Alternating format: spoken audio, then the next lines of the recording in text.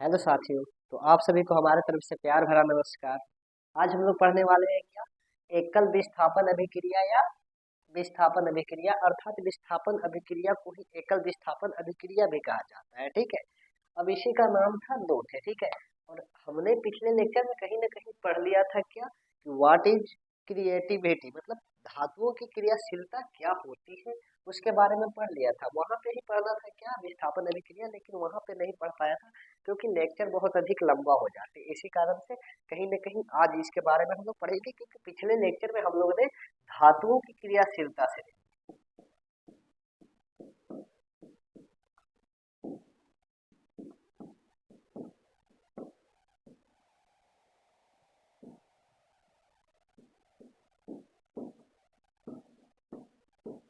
इसके बारे में हम लोगों ने पढ़ लिया था और मैंने बताया भी थी क्या, कि यदि धातुओं की क्रियाशीलता श्रेणी को यदि समझ लिया जाएगा ना, बहुत आसान था समझना। सिर्फ एक ट्रिक मैंने बताया था, यदि आप लोग अपना से भी ट्रिक उपयोग किए होंगे तो अच्छी तरह से याद हो जाएगी।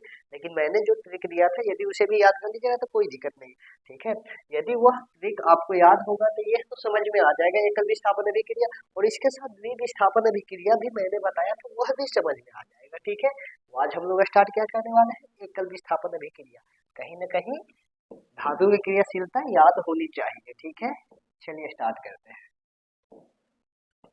पहले विस्थापन का मतलब समझते हैं, होता क्या है।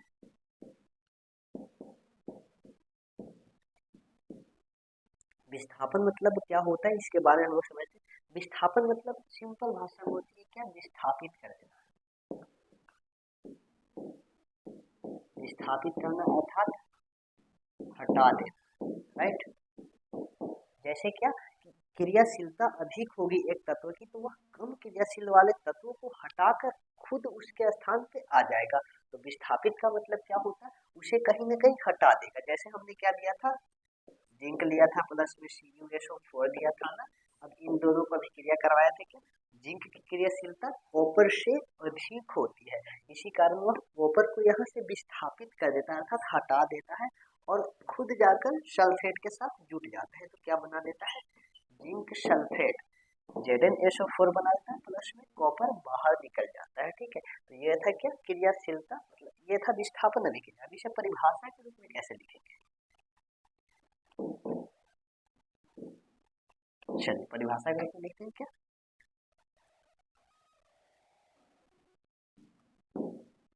वह रासायनिक अभिक्रिया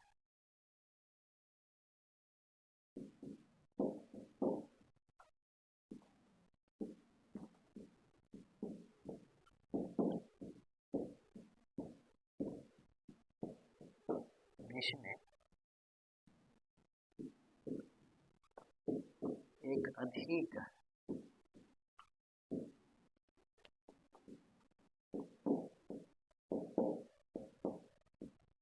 क्रियाशील वाले तत्व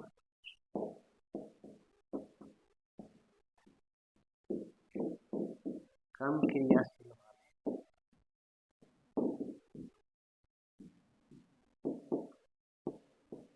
तत्वों को तत्व तत्व लिखना चाहिए। ठीक है, तत्व को विस्थापित कर देता है,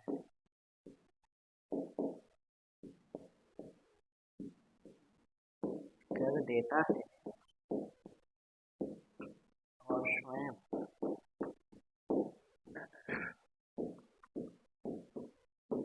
उसका स्थान ले लेता है।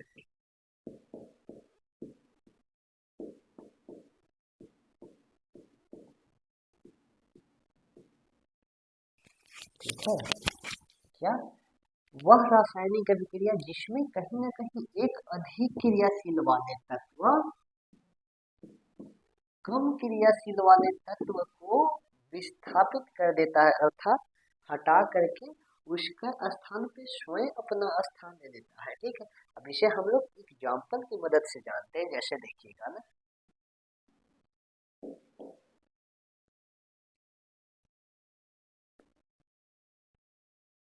एग्जाम्पल जैसे हम लेते हैं, तुरंत लिया था कि जिंक, जिंक को हमने लिया CuSO4 के साथ अभिक्रिया करवाया। जिंक तो जानते हैं ना, यह क्या होता है, कॉपर सल्फेट। ठीक है, लिखते हैं इसे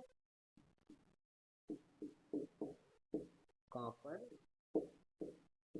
सल्फेट।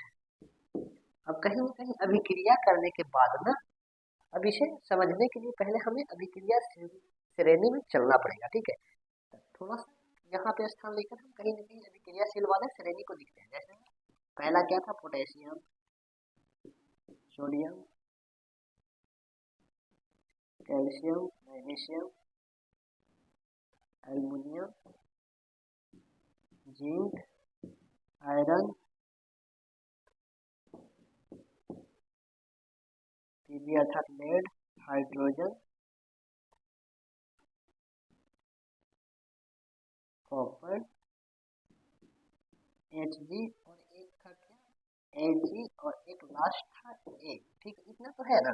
अब इसे समझने के लिए कहीं ना कहीं हमें इसमें चलना पड़ेगा, इसके बाद हम लोग को समझ में आएगी। जैसे देखिए जिंक जो है ना, जिंक की क्रियाशीलता कॉपर से अधिक होती है। क्या जिंक की जो क्रियाशीलता होती है ना, कॉपर से अधिक होती है। देखिए ध्यान से, क्या ऊपर ऊपर से क्या क्रियाशीलता सबसे अधिक होती है, और जैसे ऊपर से नीचे आते हैं ना, क्रियाशीलता धातुओं की घटती जाती है, ठीक है। तो कहीं ना कहीं हम लोग जिंक देखेंगे, जिंक यहाँ पे है, और देखेंगे क्या कॉपर, कॉपर कहाँ पे है हमारा, कॉपर देखिए यहाँ पे। तो बताइए कॉपर से ऊपर जिंक है, तो कहीं ना कहीं कॉपर से ज्यादा रिएक्टिव कौन है, ज्यादा क्रियाशीलता कौन है, जिंक है।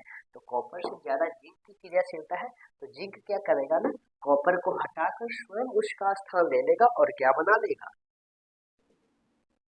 Zn4 प्लस Cu बाहर निकल जाता है, ठीक है। और जैसा लग रहा है ना, ठीक है। Zn4 का निर्माण कर देता है, ये होता है जिंक सल्फेट से में भाई। यहाँ पे कॉपर सल्फेट, यहाँ पे क्या है जिंक सल्फेट, और कॉपर बाहर निकल जाता है। अब दूसरा एग्जांपल देते हैं,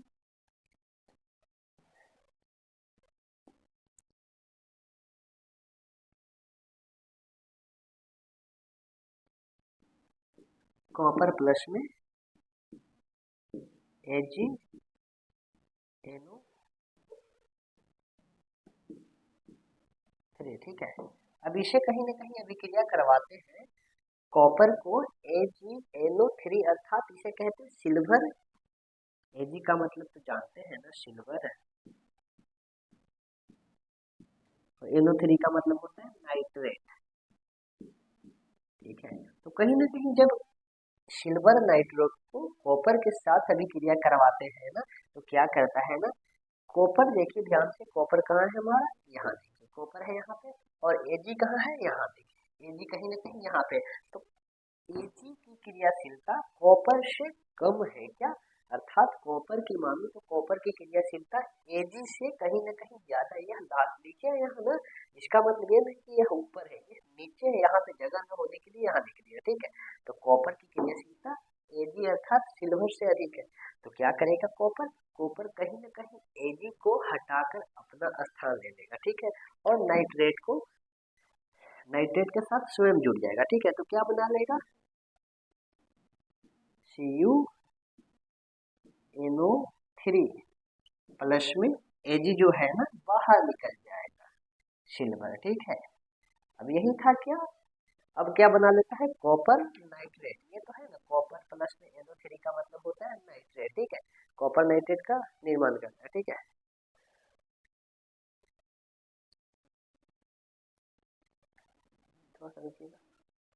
चलिए अब देखते हैं, अब तो हम लोग दो एग्जाम्पल देख लिया, तीसरा एग्जाम्पल क्या होता है ना, हमने लिया क्या Fe को लिया।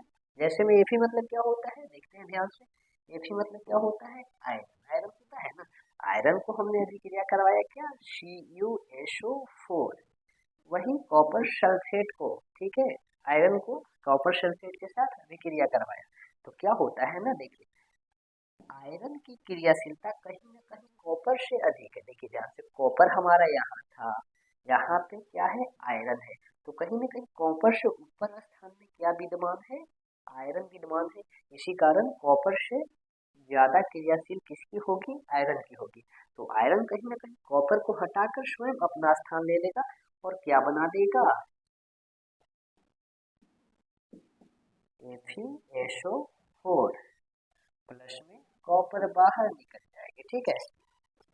अब ध्यान से देखते हैं, इसे क्या कहते हैं, कॉपर सल्फेट। अब यहाँ पे Fe जुट गया तो क्या हो जाएगा, फेरस सल्फेट हो जाएगा, ठीक है। तो ये हो जाता है क्या, विस्थापन अभिक्रिया। ऐसे और एग्जाम्पल हो सकते हैं। अब इससे ज्यादा एक महत्वपूर्ण उदाहरण होता है क्या, ऊपर वाला इरेज करते हैं थोड़ा सा, ठीक है।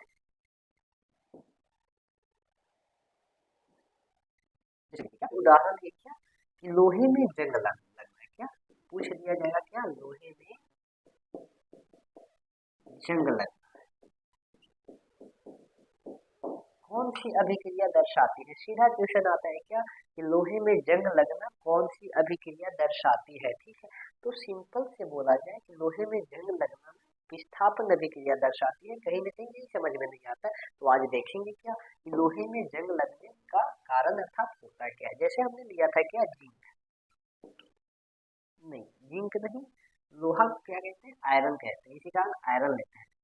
हाँ आयरन लिया है यहाँ पे, इसे मिटा ही नहीं था, चलिए ठीक है। यही आयरन को हमने लिया और कहीं ना कहीं कॉपर सल्फेट का विलयन लिया। जैसे हमने एक विलयन लिया क्या, ऐसे एक विलयन ले लिया, इसमें कहीं ना कहीं विलयन जो है ना CuSO4 का है, ठीक है। और इसमें हमने एक कील रख दिया, क्या कील रख दिया,